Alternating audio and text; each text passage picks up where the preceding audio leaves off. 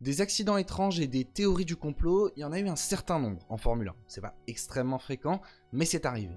En revanche, un mystère comme celui qui entoure le crash de Fernando Alonso à Barcelone en 2015 lors des essais hivernaux, c'est un cas absolument unique, d'autant qu'il s'est déroulé à une époque où les essais hivernaux étaient ouverts au public et où tout le monde disposait d'un téléphone portable.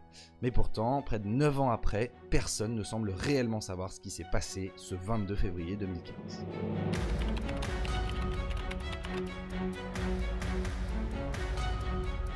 En 2015, Fernando Alonso fait son grand retour chez McLaren. Après 5 saisons chez Ferrari où il a échoué à faire triompher la Scuderia, l'arrivée de Sébastien Vettel précipite son départ et il est également attiré par le retour d'une association mythique dans l'histoire de la Formule 1, McLaren Honda.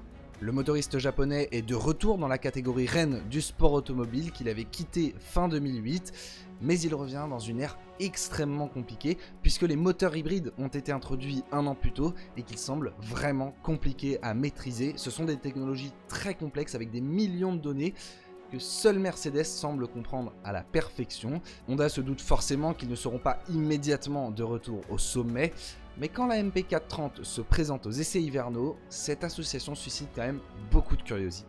A l'époque, les écuries ont encore pas mal de temps pour tester leur voiture pendant l'hiver, puisque 3 sessions de 4 jours d'essais hivernaux sont programmées pour la saison 2015. La première à Jerez et les 2 suivantes à Barcelone.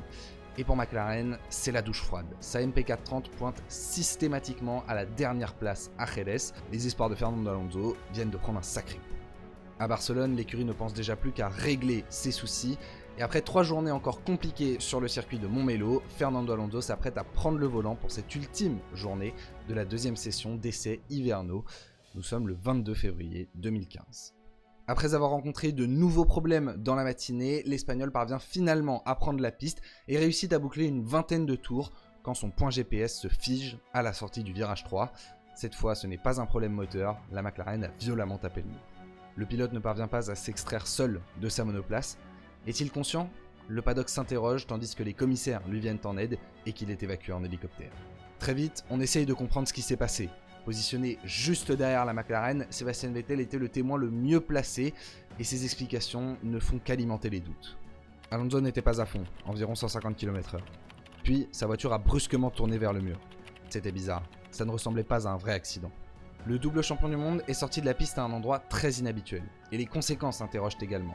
Si l'essentiel est de savoir qu'il va bien et qu'il est conscient, différentes théories commencent à émerger.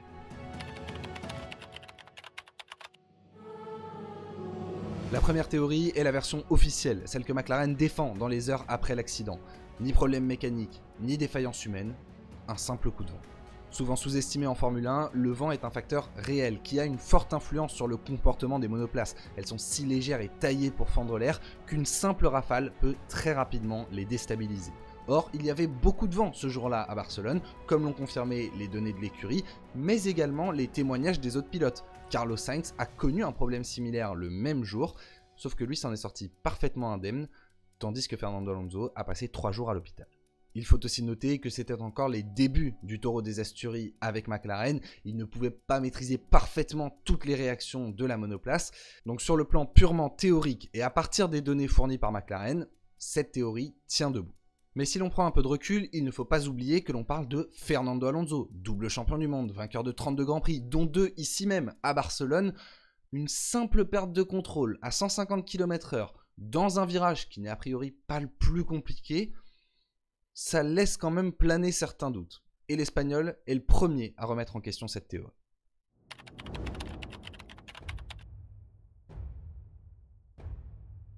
Quelques semaines plus tard, c'est Fernando Alonso lui-même qui vient infirmer la théorie du coup de vent. Selon lui, même un ouragan ne ferait pas bouger la voiture à cette vitesse. Et il affirme également n'avoir commis aucune erreur. Pour l'Espagnol, cet accident a forcément été causé par un problème mécanique sur sa McLaren. Il estime que s'il s'est ainsi dirigé vers le mur, c'est parce que sa direction s'est bloquée.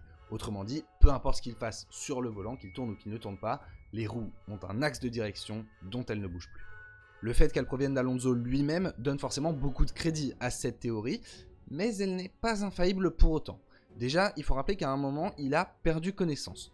On ne sait pas exactement quand c'est, selon lui c'était après l'accident, mais d'autres le remettent en question. On y revient juste après. Une direction bloquée, ça n'est pas un phénomène unique en Formule 1, mais c'est quand même de plus en plus rare dans la F1 moderne, d'autant que l'écurie maintient qu'il n'y avait aucune défaillance technique. C'est quand même curieux. On a donc un décalage entre la version d'Alonso et celle de McLaren. Maintenant, il est possible qu'aucun des deux ne mente. En fait, Alonso a pu sentir une défaillance que les capteurs de la monoplace n'ont pas vu, et ces capteurs sont le seul moyen pour l'écurie de reconstituer l'accident. Il est donc possible qu'il y ait une part de vrai dans cette théorie, mais il nous manque la télémétrie de la monoplace pour la confirmer. Or, McLaren n'a jamais voulu la publier, si bien que d'autres se sont un petit peu plus enfoncés dans la théorie du complot.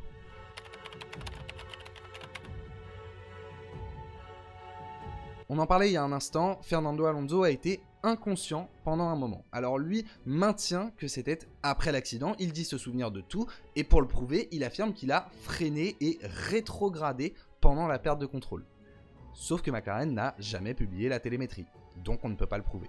Dans les heures qui suivent l'accident, certains médias comme la Gazzetta dello Sport expliquent qu'il aurait perdu connaissance au volant, si bien que l'accident n'aurait pas été causé par une direction bloquée, mais par un Fernando Alonso endormi qui aurait prolongé la trajectoire de son virage 3, avant peut-être même de soudainement se réveiller et de sauter sur les freins pour essayer de le rattraper, mais c'était trop tard.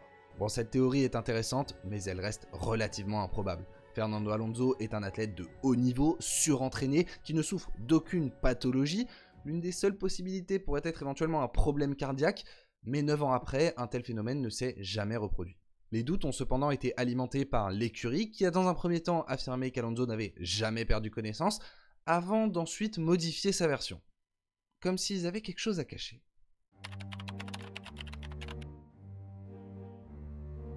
C'est sans doute la théorie qui a le plus circulé. Fernando Alonso aurait été électrocuté par sa voiture dans le virage 3 et aurait donc perdu connaissance, ce qui aurait provoqué l'accident. Je préfère vous prévenir d'avance, il n'y a aucune preuve tangible qui permette d'affirmer cette théorie et l'écurie comme le pilote ont toujours voulu la réfuter. Plusieurs observateurs ont tout de même insisté sur une possible défaillance du MGUK, le système de récupération d'énergie sur les phases de freinage, avec lequel Honda avait déjà eu pas mal de problèmes dans les jours précédents. Le motoriste japonais vient de revenir en F1 et il découvre cette technologie très complexe du moteur hybride.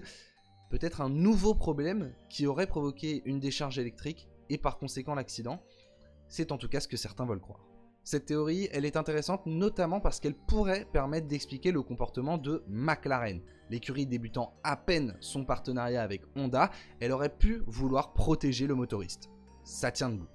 Même si McLaren, comme Honda, ont toujours affirmé qu'il n'y avait eu aucune défaillance technique. Malheureusement pour les complotistes, les médecins ont confirmé qu'Alonso n'avait reçu aucune décharge électrique, et donc même si c'est sans doute la théorie la plus populaire, on manque de beaucoup trop d'éléments pour la valider.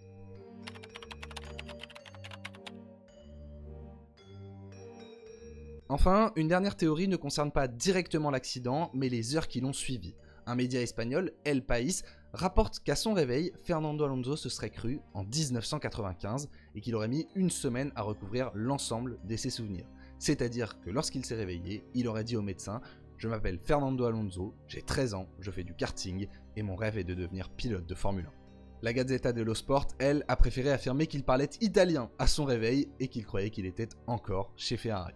Ces théories, si amusantes soient-elles, ont été totalement infirmées par le pilote.